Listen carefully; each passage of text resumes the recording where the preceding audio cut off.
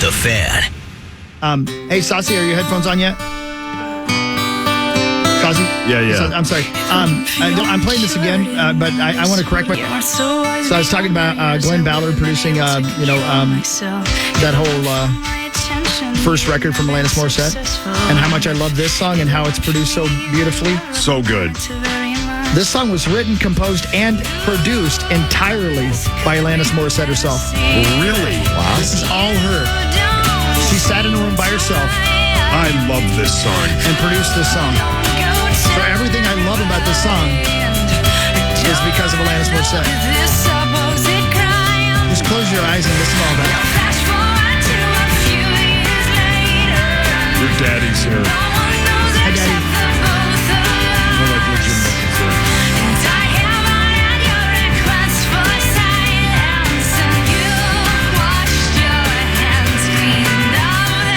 So much genius in that head. I hope I get to talk to her someday. First of all, I think we'll fall in love. Yeah, it would be awesome. You're very lovable. What would be more awesome if you guys were on a flight together and you devastate the restaurant? Yeah, just took a big I'm going to say that'd be a dolly little less awesome. Because I've been in a situation with that. That is one of the greatest stories of all time. Oh, God. That is a Seinfeld or Curb. Yeah, you have to. You know what? Yeah. You're right. It's a Curb situation. You're right. Okay, Because Chris, you're but like, what of if- all what the if people. You I take know. a gigantic airplane dump. Just to be clear, Like epic. it doesn't have to be enormous. It just has to smell real bad. Correct. To Yeah. the point where it is noticeable. Right. Oh. And you're walking out, just like you did with Sheryl Crow, and Alanis Morissette's walking in. Yeah. But you're using like a moist towelette as you're walking out. So she sees that you've washed your hands clean of I this. see what you're doing there. Yeah. Right. And there's at least that moment where you're like, you wink at her and go, I get what you're doing. Well, I and see what you're doing it's here. technically going to be the second time that's happened to me, so that is going to be ironic, and she's not going to know it. Correct. That's brilliant. Right. And then if she goes, did you even wash your hands? You could say, you ought to know. Yeah. Yeah. I said, and then I'm going to say, I got my hands in my pocket.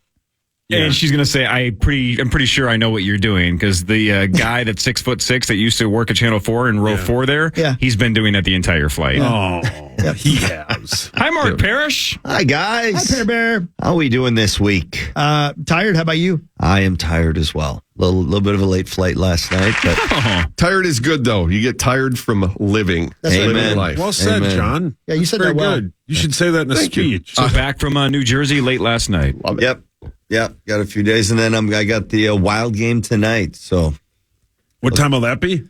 I think it's at 7. It sure is, Don't Mark. worry about that later. Yeah. 7 o'clock tonight. So I got a Pittsburgh nap Penguins. and everything way before this can happen. Yeah, no, it's a big one for the Wild. Obviously, it's two teams on the outside looking in into the playoff picture, both trying to find their game, and but easily there for Minnesota to win. Look, we've been talking about if Josh Metellus wins, initials at 8:15. One of our listeners wins Vikings season tickets. Parish is dead tired.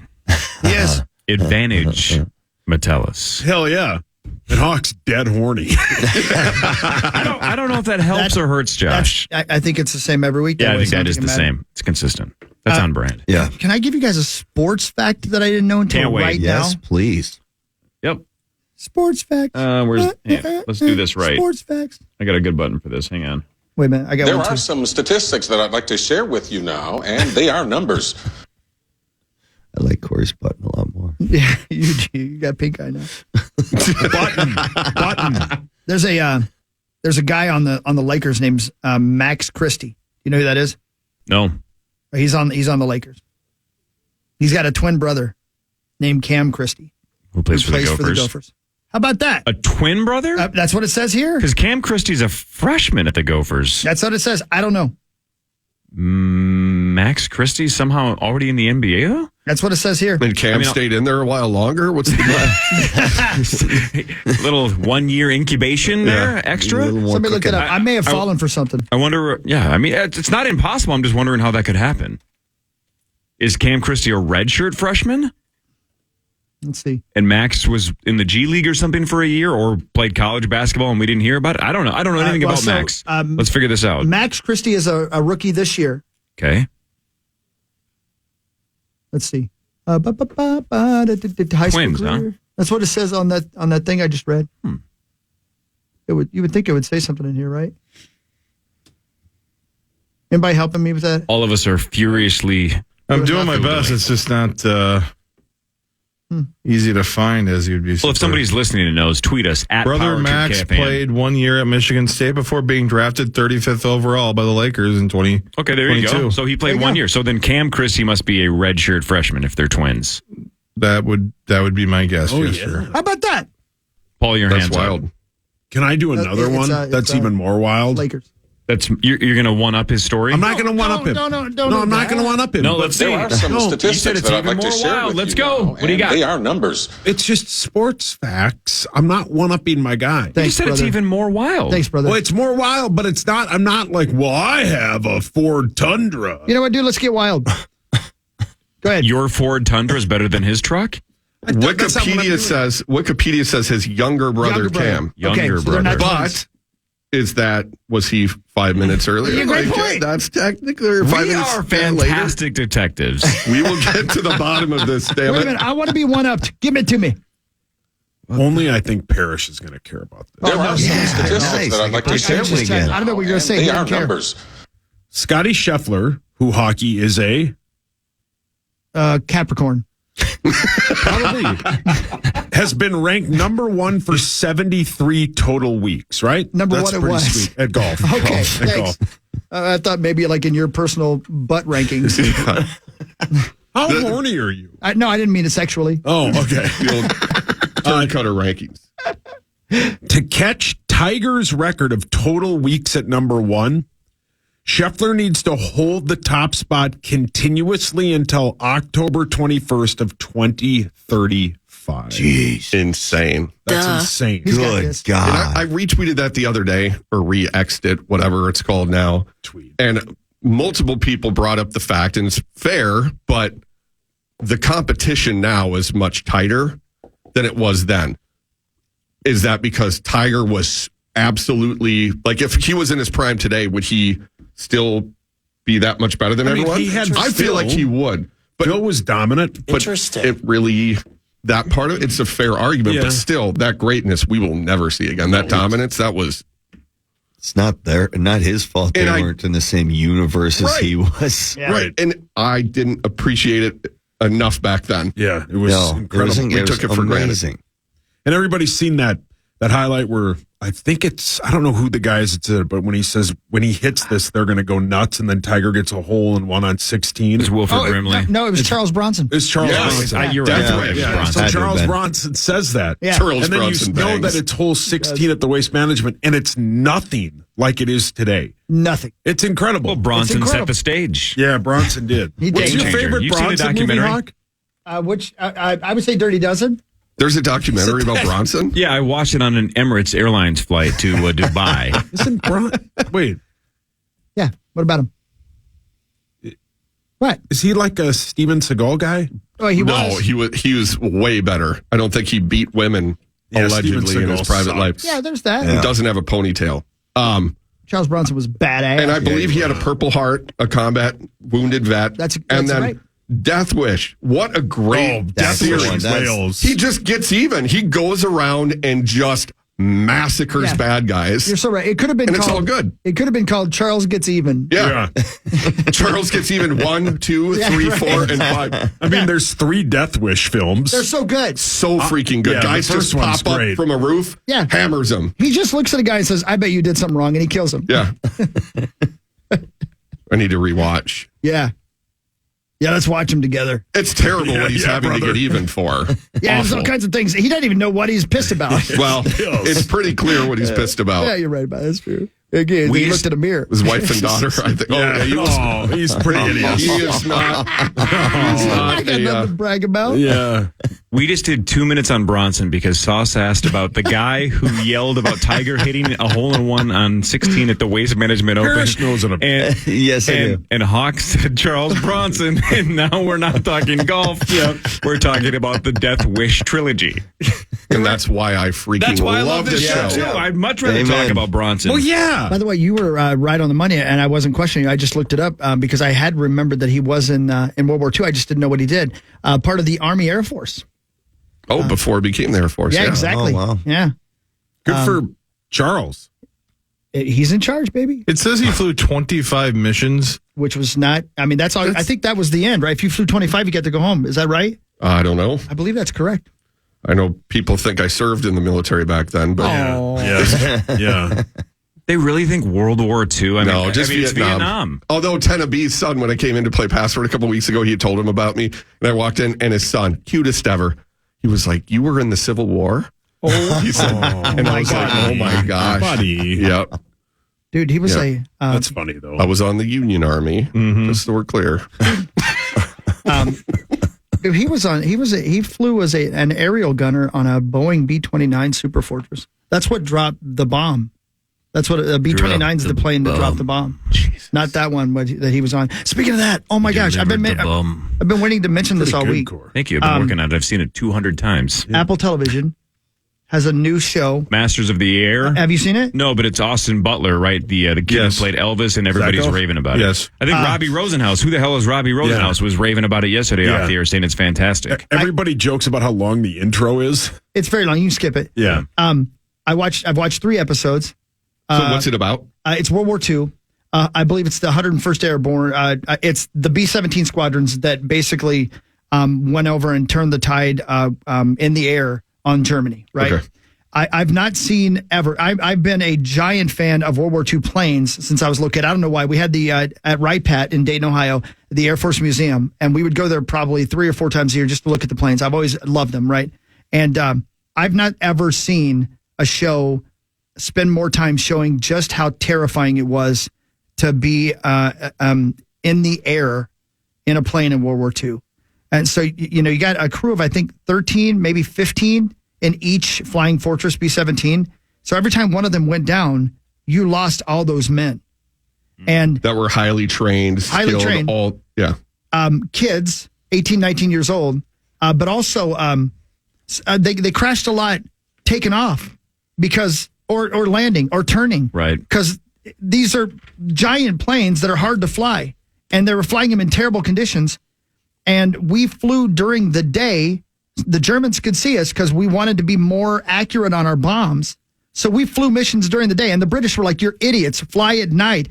And we were like, "You can't see what you're bombing at night." Yeah. And so I've never, ever, ever seen a movie or a television show. This is a show series that depicts how absolutely horrifying it must have been to be a belly gunner on a B-17 hanging down in a tiny little orb that you can't get out of unless somebody helps you out while Messerschmitts are shooting at you. And flak is flying. It's terrifying. So this is a show. It's acting. Yeah, it's right? The kid who played Elvis. The kid who played Elvis is the main character. Austin Butler. And you can't help but think he's Elvis in this as well. But I need to check it out. It's really well done. I still need to watch the World War II in color on Netflix. I have that saved to my list. It's so good. But we started the OC again. Did you serve with Elvis in Vietnam? Yes. Yep. We were on the front lines together. No kidding. Good for you and Elvis, man. Yeah. I think that Elvis Gerbach? How do you? Wow. How Rest do you in remember peace. that name? Wow. It's the only Elvis I can think of besides him. Elvis Stoico, the figure skater. Well, obviously, but I didn't want to be obvious. I don't know any figure skaters. I don't want to be obvious. Elvis Dumerville. Costello. Dumerville. Yeah. Doesn't Oak say Elvis Costello is the worst person he's ever interviewed? No, he said that about Charles Bronson. He did say, yeah. God, Yeah. he's dead. That's why Chris, it's a bad you got a interview. roll? I got a roll. I will see you guys in 2 weeks because I'm going to Coronado next week. So yes, going to play some golf. Good for you. But before I leave, I just wanted to remind people that if you're looking for an uplifting presentation this year, JohnCriesel.com is the place you need to go. JohnCriesel.com. Calendar's filling up. Let's go. And Chris, I wanted to remind you that I love you, man. I'm glad love you're here. you more. Take care Love of you. the See you guys in 2 weeks. Who wins the Super Bowl? Chiefs. Crap. And he can't come to Vegas with us. We got to settle for Lawyer Lambert and Mark Rosen because Creasel can't go. Your Great. daddy's here, Hawk. Hi. More of the Power Trip Morning Show, including Marney, Gellner in a second or so, and then Josh Metellus, safety of the Minnesota Vikings, joins in about 30 minutes and then plays initials at 8:15. The Power Trip Morning Show on the Fan. The Fan. Want to let your Valentine know that they're the best? Get them a gift card to Woodhouse Spa. Head over to our contest page and register today for a chance to win a $100 gift card to Woodhouse Spa. That's KFAN.com keyword contest to enter. How long are you going to talk? That's a great question. We should do some sports and stuff, I bet. Sure. I can't remember last time we talked sports. Yeah, it's Mark been so Parish long. is here. Yeah, it's been a while. hey. We'll talk about the Wild. All right, we'll do Brunson that. anymore? Marney will be here in a second. Josh Metellus, maybe Won't be 20-ish long minutes now. away. Yeah, that's right. Can't wait. Looking forward to it. Oh, wait. Ben Lieber is loving Masters of the Air as well. Oh, right on. Yeah, and so is AJ. Everybody, okay, good. And Beth, you remember Beth? She was the first person to tell me about it. It's so good. What's more likely? Josh Metellus wins initials, Yes. or the jackpot goes off? Jackpot. Josh. Yeah. I'm going to say Josh. I don't think. Jackpot. You think the jackpot? You're giving Metellus almost no chance. Yeah. Really? Yeah. By the way, listen to Hey, this. he was on vacation. He's feeling spry. Yeah, that's right, right. Listen to this from AJ. Remember I mentioned if you flew 25 missions, you got to go home. If you flew 25 missions, you got to go home. The average airman flew 11. That tells you. Yep. Yeah. I mean, my God, man. I'm telling you, Corey, It's like probability, right? It's for sure. if you have a 98% chance of surviving, but if you flip that coin Right. and that 2%er multiple times, it adds up. You know how when you're on a plane and it hits turbulence and your life flashes before your eyes and you start praying to Yep. God you don't Yeah, believe you, in? Corey, you do that all the time. Yeah. I Right? do that Yeah, you daily. scream about Right, Thor. right. 100%. These kids were kids and they got on those planes and a lot of times as they're being briefed, they know like there's 300 planes going off. They know maybe 100 will come back, maybe. How do you get yourself to walk onto that plane? Don't know. It's like on Saving Private Ryan. How do you walk off that boat? Well, you got to because you're getting shot at, but you get my point. How do you walk up that beach? How do you get out from behind that thing you're hidden behind and continue walking? Heroes like Creasel will Yeah. tell you don't even think about it because you're so trained. You just do it. The rest of us go, I can't do that. No, right. I'm not brave enough to do that. And you start logically thinking about Right. the probability and the inevitability of death, and you're going, I can't do that. Again, that's why they're braver than us, telling because you. they're just machines and they just do their job and they're there for their brothers and sisters and they move on. I don't know how they do it. Hey, will It's you crazy. slide your microphone over to Lori Lambert for a second? Yeah, he can sit.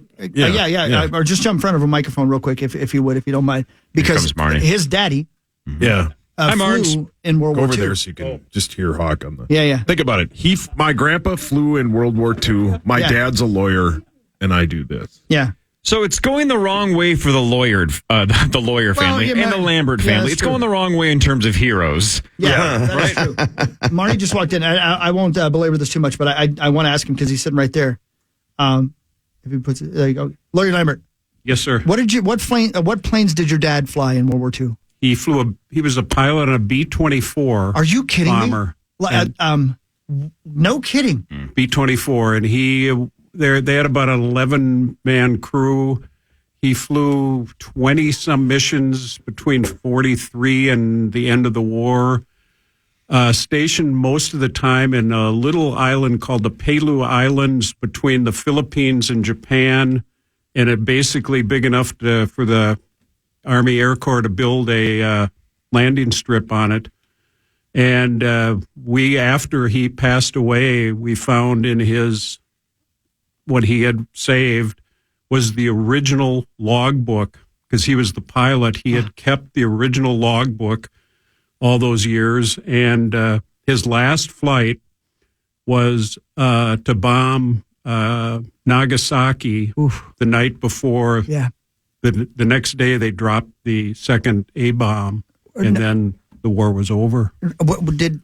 Was he dropping bombs or flyers that day? Do you know? He was dropping bombs. He was dropping bombs. He was dropping Because I know they warned the residents, didn't they? They did. Yeah. Yes. By air, they dropped pamphlets saying, "We're going to bomb you. This is going to be bad. Leave town." And nobody believed it. Yeah. Nobody had any concept of what they were going to be dropping. But I mean, they were used to by the last couple of months of the war. They were firebombing and dropping a lot of bombs. But and when they flew, as opposed to Germany, and you'd take off from Great Britain and you'd fly over land the whole time. they probably flew over water 90% of the time. They were over the ocean, so I can't even imagine. What? So he went in. You said 43s when he started. So he joined. When he joined, he wanted to fly planes. That's what he wanted. He to do. did. He wanted to be a pilot. Wow. He flew in a base in California where he did his training, and then they were desperate for pilots, and off he went to Hawaii and then on to the Palau Islands. Unbelievable. Sauce, your grandfather was a hero. Mm-hmm. Your father's a lawyer. Yeah. Mm-hmm. Your brother went to the gathering of the Juggalos to celebrate Insane Clown Posse. He sure did. Yeah. And you know what? Freedom. That's what I say. Freedom. Yeah, and he's Right Hawk's on. daddy. That's right. Yeah. Did he ever talk about it? Last thing. Did he ever talk about it very much? Not a bit. I can't imagine. Nope. I don't know. How, I don't know how you flew through flak like that. Yeah, he's a hero. Yeah. I mean, know. Once they got over Japan, it was nothing but flak. I can't imagine. Yeah. Do you know what flak is? I mean, obviously you've seen it. So they would send up these incendiaries that would explode in the air, not just to hit the plane, but when the explosions happened, the shrapnel would blast into the plane and take out the engines, take out the gunners, take out the pilots. Unbelievable. How much did he talk about it, Jeff? Did he stay kind of reserved and private? He was about very it, or was he pretty reserved open about it. He did tell us one time, though, he was flying back and all their electrical had gone out of the plane, so they were flying. I mean, and of course back then, like I said, when you're flying over land, you can always find a spot to land. They were looking for this frickin' little island to land on, and they did find it. And but he never really shared much about it, which I think was pretty typical of his generation.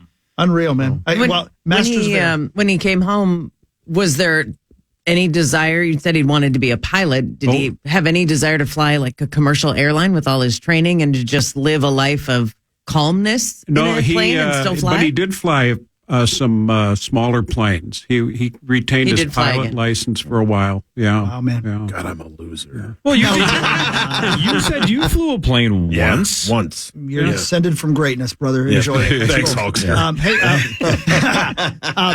Have you seen Masters of Air yet? I've not. No. I think you'll like it even more than I do. But I'm going to tell you, it's not I would say it's not an enjoyable fun watch because it's so intense. They do such a great job of showing you just how damn frightening it must have been. And not directed by, but the Masters of the Air series on Apple TV Plus. Executive producers, though, Spielberg and Hanks. When they did the debut of this, one of the still alive flyers that is depicted on the show is from Minnesota. He's a 100-year-old gentleman. They flew out for the debut of this. Man, I saw that. Pretty crazy. Okay, there you go. Yeah. Masters of Air on Apple TV. Really Can't wait. well done. I'll look it up. Here's to your hero, Daddy.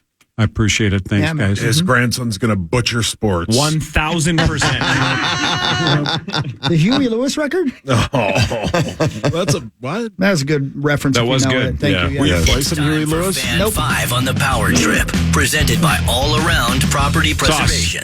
Do this for your grandfather. Oh, don't put that pressure on him. The Wolves rolled the Bucks last night, 129-105. Ant had 26, Cat had 19. The Wolves Mards are 36-16. They battle on Monday the Clippers at 9:30. Yeah, that was just a really good, solid win last night, too. And you knew with the Timberwolves up by 10 at halftime, you're like, okay, all right, buckle up. Here we go. And then they built the lead in the third quarter, and it never relinquished. So I feel like just the mentality getting across to these guys, no matter who's on the court, no matter what the team is, we built a lead, we kept it, we rolled, we played as strong in the second half, we played as strong in the fourth quarter. All of those were very important little pieces that happened in the game last night. And now they play the Clippers on Monday and then 2 games against Portland. So there's a chance to have a nice little roll heading into the All-Star break. It was just a really good, clean, all-around, breathe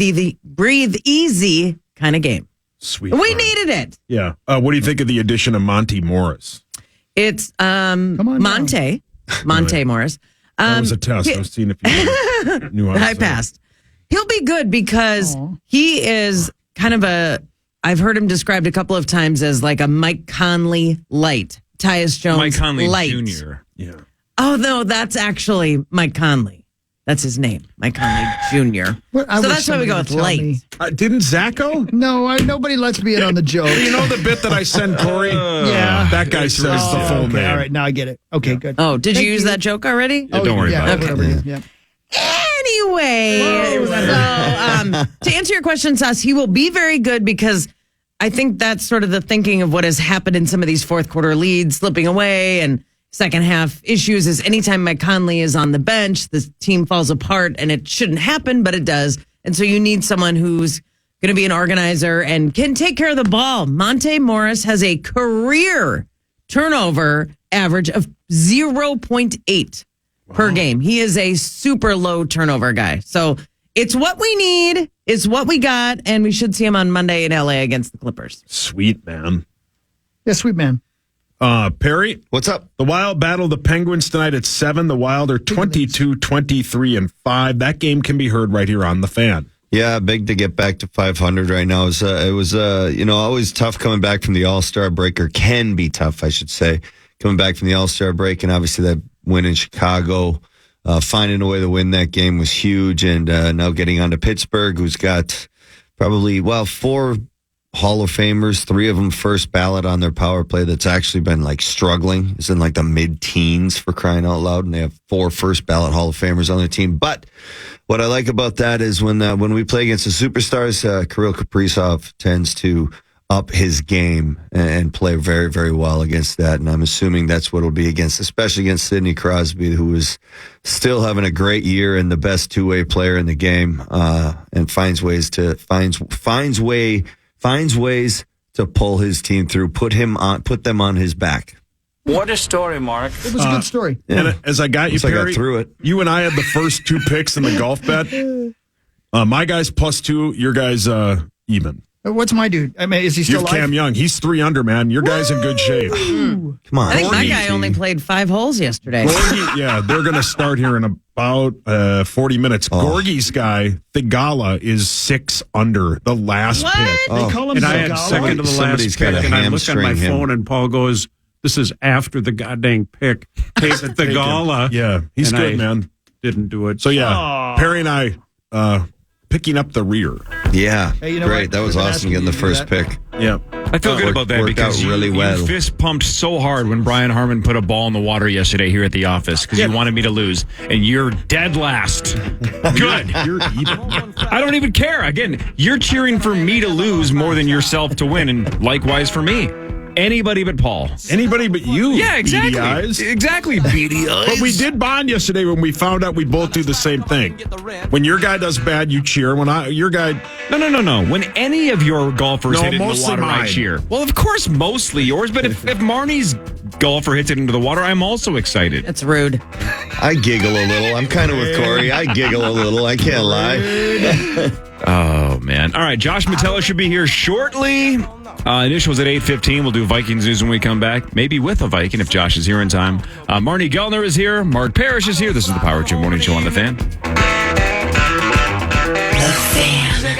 KFAN. St. Paul, The Fan. We are live early. KFAN.com/watch. You can watch the Power Hour. Brought to you by Quantum Fiber. Your world unleashed. Welcome back to the Parish Morning Show. It's 7:43, and yeah, we are live early on KFAN.com/watch right now. Because in the studio, Minnesota Vikings superstar Josh Metellus. Hey guys, how you doing? It's good to see you. Hey, Josh, how are you? Thanks for being here. Good to hear you. Glad to have you, man. On the left-hand side there, and if she's sitting too close, let her know. That's Marney Gellner. Yeah, we met. We've been chit-chatting. Television superstar. She's the queen of the initials game, and she's talking trash. I can see it happening through the glass in there, so please. How are you feeling? Are you confident about your performance about to happen here on the initials game? Yeah, I'm pretty confident in myself. I think people in here are trying to intimidate me.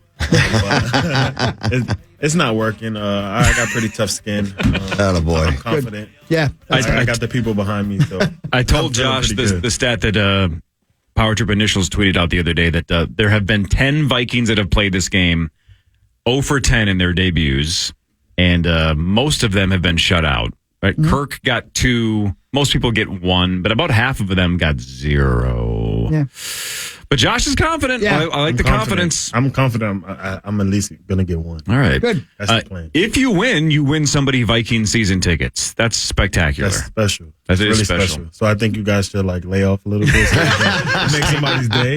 Yeah. Make somebody's year. You've been everywhere this week, man. Good Morning Football had you as a host on the panel there, and they were loving you, raving about your performance in broadcasting and on the field, man. They're big fans of yours. Yeah, that was a really cool experience for me and my wife to, get brought out there, and me being on the show and being around the guys and gals, of course. And I think just me loving football and being the person I am, that's definitely things that I'm interested in. And being able to just play this game and being blessed to be in this opportunity is just special. You can do things like that. I was told that your wife is actually a bigger fan of this radio show than you are. Is that true? Yeah, she's the one who told me about this show. I think if you go in her car at any time, it's a 9 out of 10 chance that the show's on. That's the best. Sweet. Which makes me feel better because I don't think we've ever said a bad word about Josh, right? It's always awkward for Parish ripped him. I don't know about never.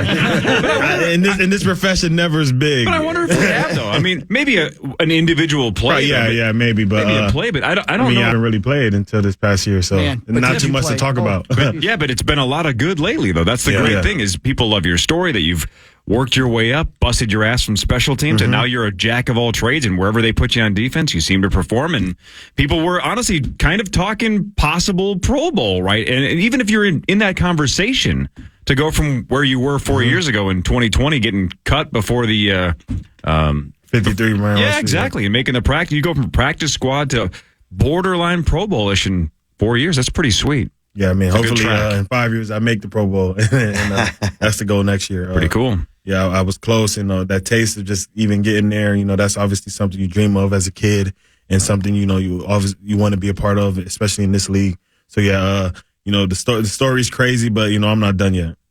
Marney, do you have something? Go ahead. It looked like you were about to jump in. I'm sorry, I didn't want to interrupt. No, I was just taking it all in. Is your wife listening right now? She's currently sleeping. She's tired from the trip. Okay, so she's gonna podcast this. Yeah, she's gonna later. podcast this. Yeah, that's. I loved hearing that because it's not the target audience. Usually, you don't hear a lot of the wife got me to listen. It's usually the wife going, "Oh, my husband makes me listen to your show." So I appreciate that. I like her. Yeah, I heard. I was in Fox 5 studio on Monday, and they were telling me a stat about the listeners on this show.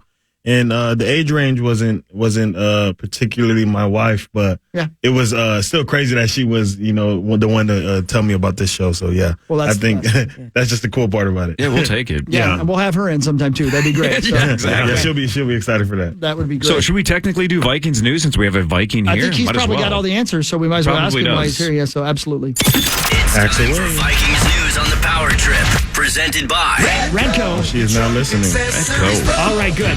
All right, let's start with this. Would you have 2 years under Zimmer? You played 2 yeah. So 2 years with Mike Zimmer. Mike Zimmer expected to be named Cowboys defensive coordinator at 67 years old. He was in that exact same spot 18 years ago, Cowboys defensive coordinator, but was the Vikings head coach, of course, here from 14 to 21. You joined in what, 20? 20. Okay, so give me what Mike Zimmer will possibly be like as a DC. Obviously, he ran the defense here as he was the head coach as well. But give me the pros and cons of Zimmer as defensive coordinator. I think it'll be a pro for them. I think him taking the time off, him previously being a head coach and having a lot of stuff on his plate, and now downgrade into a defensive coordinator. I think that'll be easier for him. More focused for him. I think defense is what he does at a premium. That's why he was able to even get the job in the first place. So I think with those group of guys, especially those DBs, which he loves.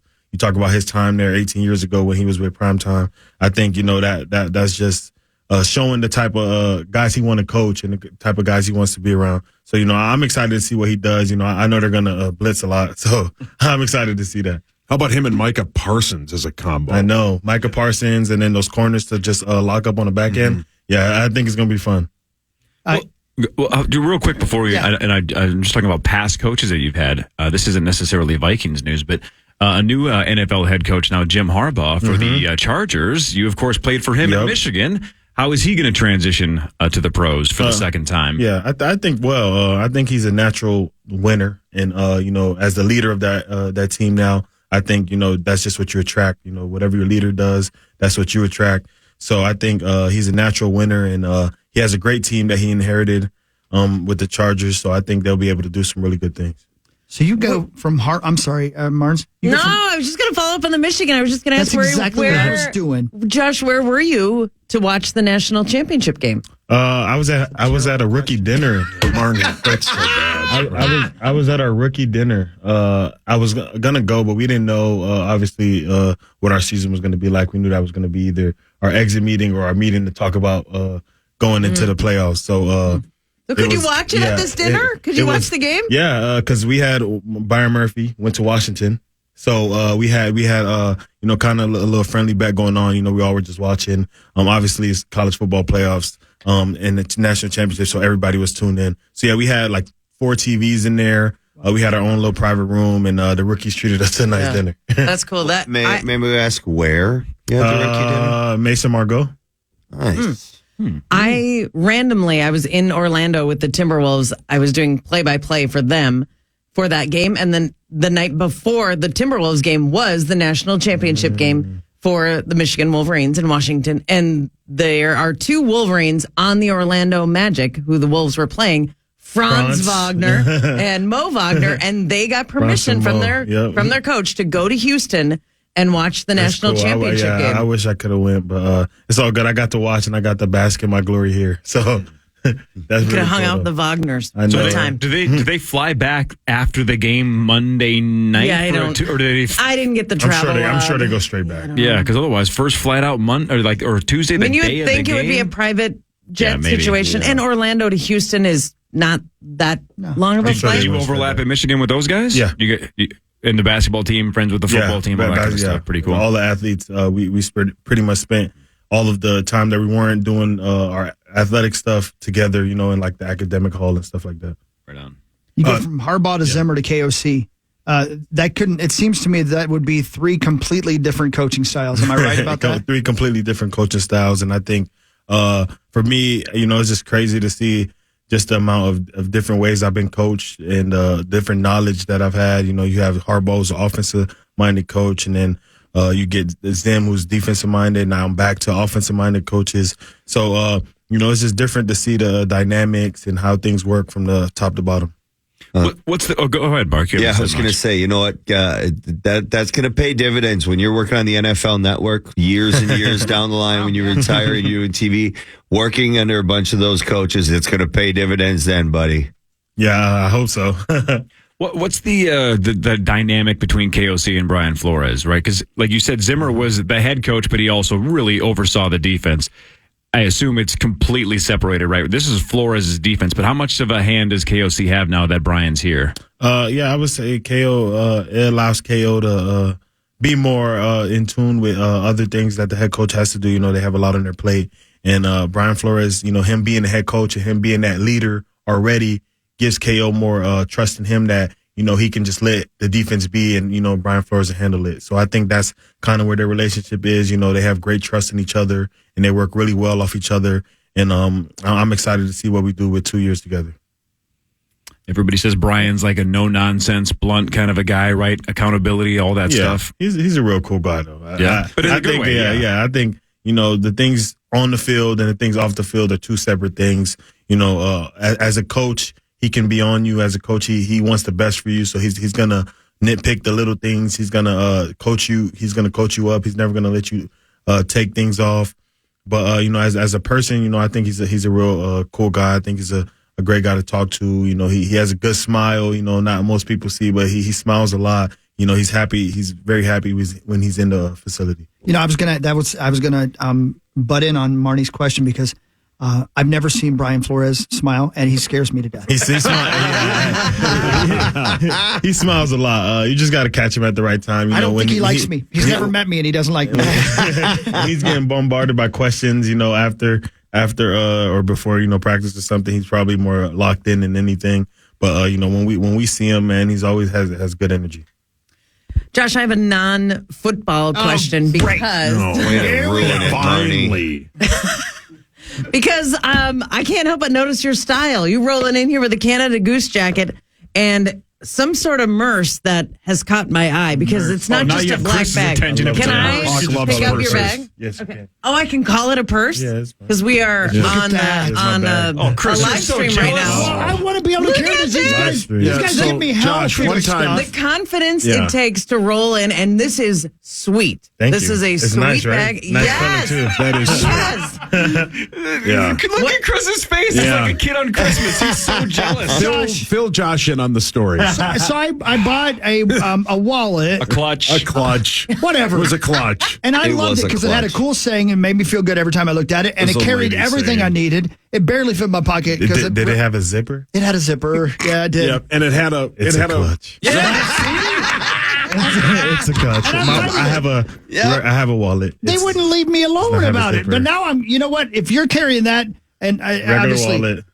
See, Jeez, That's a good looking wallet. Yeah, no kidding. That's a sweet. It ain't no clutch. Same brand. I'm bringing the clutch back though. I don't care. These guys can make fun of me all do they you just want. carry the clutch in your hand? Like I put it in my back pocket. I had to wear really big jeans.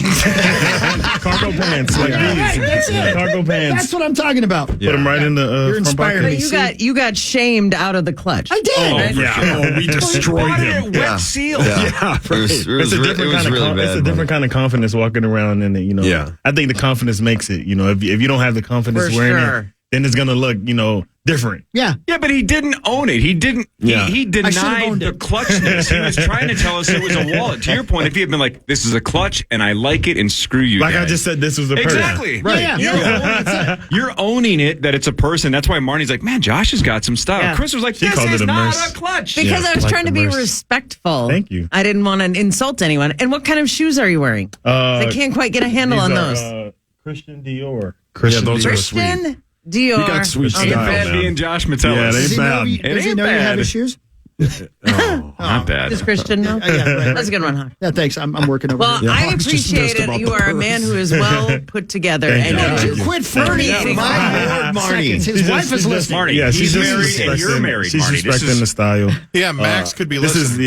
is my wife got me the bag, so Brilliant. she would appreciate that you like good. like the taste. And what is her name? Haley? Haley. Well done, Yeah. Haley. Yeah. Thank you, Haley. Yes.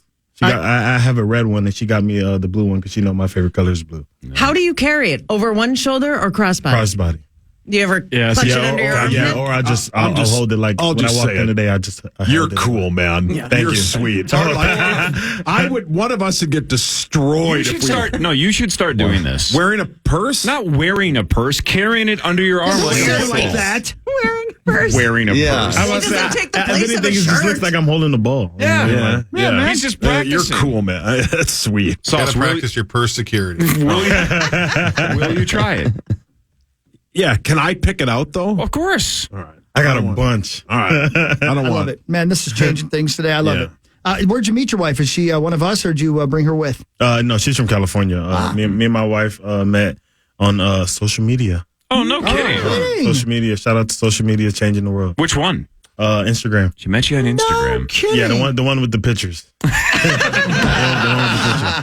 She got to see you. You got to see her. So, hey, we should probably. We met out here though. I'm from Florida. She's from California, so this is a middle ground for us. Oh, that's great. Yeah. Fantastic. What is a more pressure-filled moment? Walking into, let's say, U.S. Bank Stadium to start your first game as a Minnesota Viking, or walking into the big house to start your first game at Michigan? Ooh, that's a good question. I Thank think you. I started my first start in the big house was my sophomore year. So I think just being more fresh and not really knowing what it would take was more pressure. I think I was waiting 4 years to have my first start in the NFL. So I was itching for the moment, So I was more excited than I was nervous my first time going out there.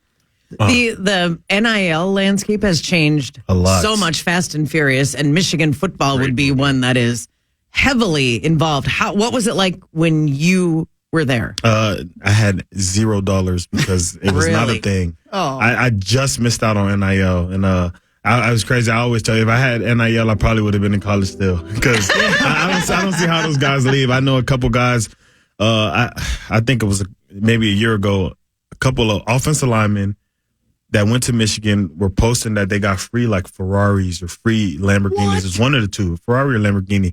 And I was like, what? Yeah, like, that's weird. If I was in Ann Arbor, the time I had, I started for I started at the end of my freshman year, and then I started throughout. So I started over 50 games, and like I played a lot. So the presence I had in Ann Arbor, I can only imagine what it would have done with NIL, and how comfortable I would have felt, and not feeling like I had to make it to the NFL as fast as I did. But yeah, I think NIL is definitely changing the landscape of things. I don't know if it's positive or negative. I'm not part of it, but yeah. Hanging out with the Viking safety Josh Metellus. He's going to play initials in about 15 minutes. Paul, your hands up. Josh, could I have you come over here for 1 second? Oh, Somebody no. sent me the picture. Now, what is Picture going of on? what? Oh, of the actual clutch? Yeah. All right, let Josh break it down. See what he thinks. Well, he already made it sound like it's a clutch. Why are you putting me in this spot? It says woman's wristlet. Wristlet. I almost thought this was like a crossbody. No, it's a... Oh, yeah. What's the saying, Sauce? Did you find the saying? Like the 3-word, what's the saying? Live, work, create. Why are we laughing at that? Motivating you every day. Why are we laughing at that? Message for any gender, I get it, but still. I don't know if I would have Is there walked room out the to store with stitch that. I maybe could like is there clip it. room to stitch, live, work, create on? Or I could just clip the wristlet right there. I usually walk around with my headphones like clipped on to the side. I could clip the... I can't tell you. The day I found that, I thought I had found the perfect thing for me. Like, that's my saying. It's going to keep all my stuff. There's a zipper, so my stuff doesn't fall out. That's how I got into actually getting the bags, because I obviously had a wallet, lost my wallet a couple times. Yeah. So got something with a zipper, something much more bigger. It was like, I think it was like a sling Coach bag I got, and it was just so convenient. I had everything I had in there. I started even bringing more stuff with me because I could carry it. And you know what you could do, Josh? Then I was so jealous of women. I'm like, how they get this all the time. I see why they do it. You just throw stuff in there. You always have stuff at your disposal. And you can live, work, and create now. We're not technically creating anything. But we're living and we're working. There you go. All right. More with Josh Metellus after this. And again, in about 15 minutes, we play initials. Make sure you hit that Twitter post up to have a chance at Viking season tickets. If Josh shocks the world and becomes the first Viking to ever win in his debut, he could do it. And then one of you could win Viking season tickets. All the details on Twitter. More with Josh Metellus, safety of the Minnesota Vikings, and Marney, Gellner, and Mark Parish after this on The Fan.